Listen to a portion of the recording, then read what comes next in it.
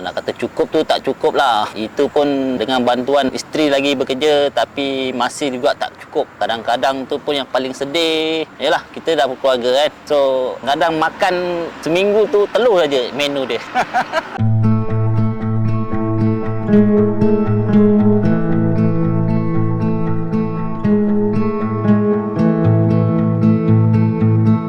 Assalamualaikum, saya Mat Aziz bin Muhammad, 38 tahun, dah berumah tangga, punya seorang anak dan bekerja sebagai penghantar makanan.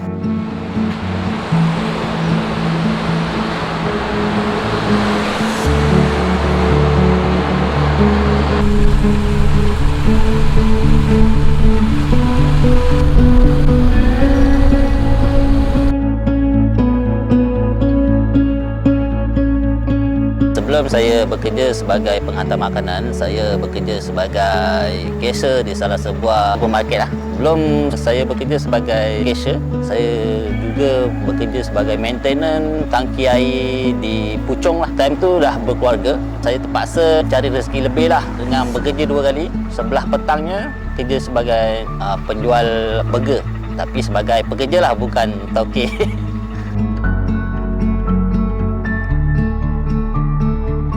Saya buat penghantar makanan ni daripada tahun 2019 Februari sehingga hari ni 4 tahun jugalah. Masa tu memang okey lah. Masa 2019 tu memang paling best sebab dia harga tengok tempat lah. Ada yang tempat tu satu order RM10, ada lain tempat RM9. So saya pilih yang RM10 tu lah. Tempat dia agak jauh pada rumah saya ni. Saya ke Langit, saya pergi ke Kepong ataupun Batu Cave. Batu Cave dengan Kepong ni dia bayar satu order RM10. Selepas tu 2020, 2021 dah makin kurang lah. Harga dah lebih kurang lah. Dia berkurang daripada RM9 hingga ke RM8, RM7, ke RM6 dan last hari ni dah 2023, dah 4 tahun lebih kurang macam tu, jadi RM5. Nak ke tak nak, kira bayaran ni saya dah tak kisah sangat sebabnya dah memang pekerjaan dan mata pencarian seharian lah untuk mencari hidup. Saya sebelum sebagai penghantar makanan ni, pendapatan boleh katakan cukup-cukup lah. Nak kata cukup tu tak cukup lah. Itu pun dengan bantuan isteri lagi bekerja, tapi masih juga tak cukup. Kadang-kadang tu pun yang paling sedih, yalah kita dah berkeluarga kan. So kadang makan seminggu tu telur saja menu dia. Kerja penghantar makanan ni saya boleh katakan boleh lah, cukup lah. Sampai isteri saya pun saya suruh berhentilah jaga anak. Kalau macam dulu anak saya orang lain jaga, nak bayar lagi. Kalau macam rotek mati ke apa, kereta kan ataupun motor, terpaksalah ambil apa yang ada. Kalau tak bagi hidup rotek kan, tak boleh berjalan kan. Dalam kerja Grab ni, alhamdulillah pendapatan tu cukup lah.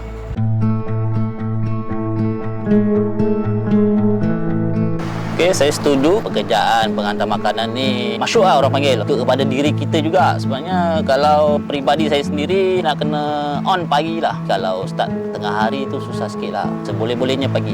Tapi kadang-kadang pun susah juga. Susah ni macam jalan jam, hujan, kadang cuaca terlalu panas pun susah jugalah. Yang penting tengah bawa motor tu yang penting. Kita kena sentiasa berhati-hatilah. Yelah kalau tak ada yang cuai, orang lain yang cuai. Kita kalau betul 1000 kali pun, sekali je salah, accident lah maksudnya. Kita dah susah nak mencari nafkah balik. Baik, bawa slow-slow lah motor ni. Jangan kejar-kejar sangat. Yang penting keselamatan lah. Rutin harian saya masa bekerja ialah daripada pukul 8 pagi hingga 10 malam lah. Time sekolah pagi tu dah pukul 6 kena bangun. So kejutkan anak untuk bersiap lah. Kalau pukul 7 bergeraklah hantar anak sekolah. Pukul 7.30 jam tu saya setting motor dulu, barang-barang apa yang patut bawa untuk kerja. Dalam pukul 8 saya start kerja lah. Carilah order ke mana-mana tu. Pukul 10 sarapan. Lepas tu sampailah 10.30 ataupun pukul 11 saya on balik kerja. 12.30 saya terpaksa stop ataupun jangan lari kawasan lah untuk mengambil anak sekolah. Lepas pukul 1 saya pergi jemput, lepas jemput saya hantar pergi rumah. Lepas tu pukul 2 macam tu anak saya sekolah lagi. Lepas pukul 2 tu saya kerjalah sampai pukul 3 atau 3.30 saya akan rehat. Ambil masa dalam 1 jam ataupun 1 jam setengah. Tengok pada cuaca. Kalau hujan saya memang stop dulu lah. Kalau cuaca cantik tu pukul 4.30 atau pukul 5 saya on balik. 5.30 macam mana pun kena ambil anak lagi. Lepas 5.30 tu dah ambil anak sekolah. Pukul 6 kena hantar lagi mengaji pula anak. Lepas pukul 6, pukul 7 sebelum maghrib ataupun selepas maghrib, saya lepas ambil anak tu, saya pergi kerja lagi lah. Sampailah pukul 10. Pukul 10 barulah saya berehat. Macam mana pun kita kerja, solat tetap kena solat lah.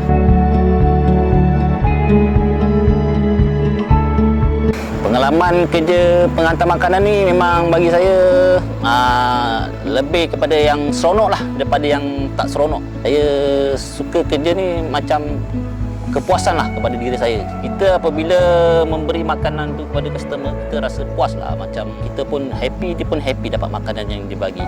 Dia bila customer happy ni selalu bagi tip lah. Bagi saya tak mengharap, saya cuma buat kerja yang sepatutnya lah, sebaik yang mungkin. Selama kerja 4 tahun ni adalah sekali lah, bukan selalu. Cerita dia pasal customer jauh, dia double order, tapi dia boleh nampak kita menghantar tu pada aplikasi dia, handphone dia. So dia nampak saya bergerak kepada dalam lebih kurang setengah jam lah untuk ke rumah dia. Pas saya hantar order pertama tu, saya hantar ke rumah kedua. Dan dia berkata, ini makanan bukan tengah hari punya tau. Dia kata, ini petang punya. Tapi saya diam sajalah. Saya tahu saya kerja, saya tak boleh melawan ataupun menjawab. Saya senyum sajalah. Itu sajalah yang paling teruk lah. Kalau nak kata pengalaman baik ataupun buruk suatu kerja ni, mana-mana kita kerja pun memang ada yang kita suka, mana kita tak suka. Mesti ada risiko dia, ada seronok dia, ada sedih dia. Yalah, kalau macam kita kena maki dengan customer tu, kita sedih lah. Kalau macam seronok dia tu, macam customer pun senyum je masa kita sampai hantar makanan kan. Bagi saya sebagai penghantar makanan ni seronok lah. Dengan masa bekerja, dengan bertemu dengan customer yang banyak yang okey lah daripada yang tak okey. Banyak yang okey. Perbezaan bulan puasa dengan bulan biasa, kalau daripada segi penat dengan tak penat tu, lebih penat lah kerja di bulan puasa ni. Kalau hari biasa tu kita tak berapa penat sangat sebab kita boleh makan dan minum kan. So kita kena banyak lebih berehat lah. So nak kata order memang slow lah pada waktu pagi dengan tengah hari. Dan petang tu lebih sikit lah, perlu lebih banyak bersabar lah. Sebab dengan cuaca panas dia lagi, dengan laparnya lagi, dengan rumah bertingkat je kita kena naik. Tapi kita percaya kepada rezeki, kita bertawakal je lah.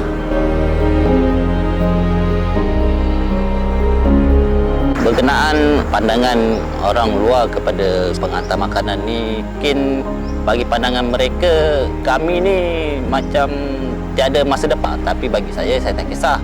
Yang penting bagi saya rezeki halal, berkat dan boleh menyara hidup keluarga. Kalau dengar cakap orang ni, sampai macam mana pun memang kita tak boleh puaskan hati orang. Kita pun tak hidup dengan apa yang dia cakap dan tak mati apa yang dia cakap. Yang penting kita buat kerja halal, itu saja yang penting.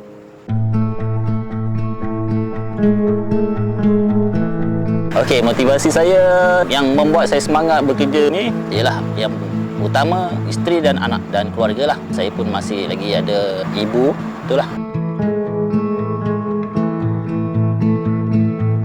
Nasihat saya pertama tu, kuat semangat lah. Yalah, kita kena tahu apa niat kita, apa yang kita kejar. Yalah, dalam kehidupan kita harian kan, cita-cita yang kita nak, yang kita tak dapat tu, kita nak dapatkan. So, yang paling penting ialah rajin lah. Yang rajin, solat, selalu ambil masa dengan keluarga. Macam tu lah, itu yang penting. Kalau asyik pentingkan diri kita sendiri je pun tak okey juga. Keluarga tu penting sebenarnya. Tapi yang penting niat kita nak berubah tu macam mana. Saya, Mat Aziz, mengucapkan semoga kita dapat melaksanakan kewajipan kita dengan sempurna selamat menjalani ibadah puasa.